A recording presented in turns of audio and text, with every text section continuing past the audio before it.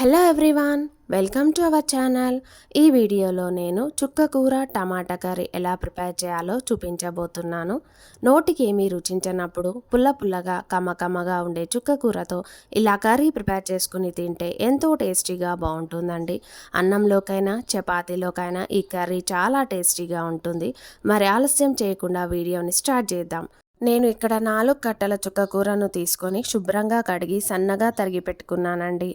అలాగే ఉల్లిపాయలు, టమాటాలు, కరివేపాకు, కొత్తిమీర వీటన్నిటిని శుభ్రంగా కడిగి సన్నగా కట్ చేసి పెట్టుకున్నాను.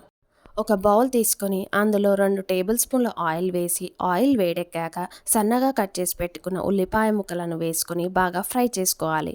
తర్వాత అందులోకి కట్ చేసి పెట్టుకున్న కరివేపాకు, కొత్తిమీర వేసి ఫ్రై చేయాలి. ఇప్పుడు ఇందులోకి కట్ చేసి పెట్టుకున్న టమాటా ముక్కలను వేసి కొంచెం ఉప్పును ఇలా స్ప్రింకిల్ చేసి మూత పెట్టి 5 నిమిషాలు మీడియం ఫ్లేమ్లో మగ్గించాలి. ఇలా కొంచెం ఉప్పును స్ప్రింకిల్ చేయడం వలన ముక్కలన్నీ చాలా తొందరగా మగ్గిపోతాయి మరియు చాలా సాఫ్ట్గా తయారవుతాయండి. చుక్క కూరలో ఐరన్ ఎక్కువగా ఉంటుందండి. అప్పుడప్పుడు దీనిని మన డైట్లో చేర్చుకోవడం వలన రక్తహీనత సమస్యను తగ్గించుకోవచ్చు. 5 నిమిషాల తర్వాత మూత తీసి చూస్తే చూడండి, ఉల్లిపాయ ముక్కలు, టమాటా ముక్కలు ఇలా సాఫ్ట్గా అయిపోయాయండి.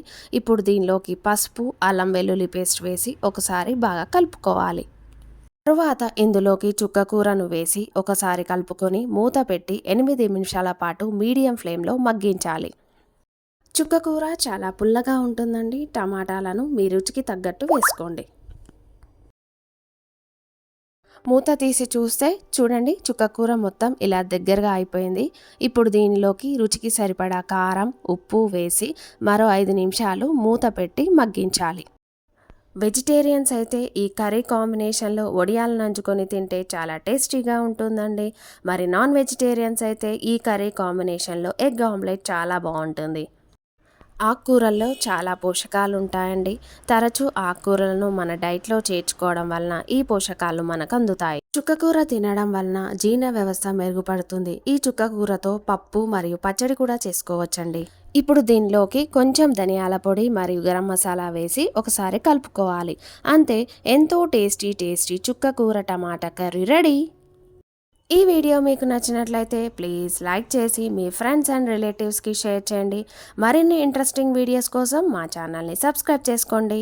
Thanks for watching friends. Please subscribe our channel for more interesting videos. మరొక రెసిపీతో నెక్స్ట్ వీడియోలో మళ్ళీ కలుద్దాం.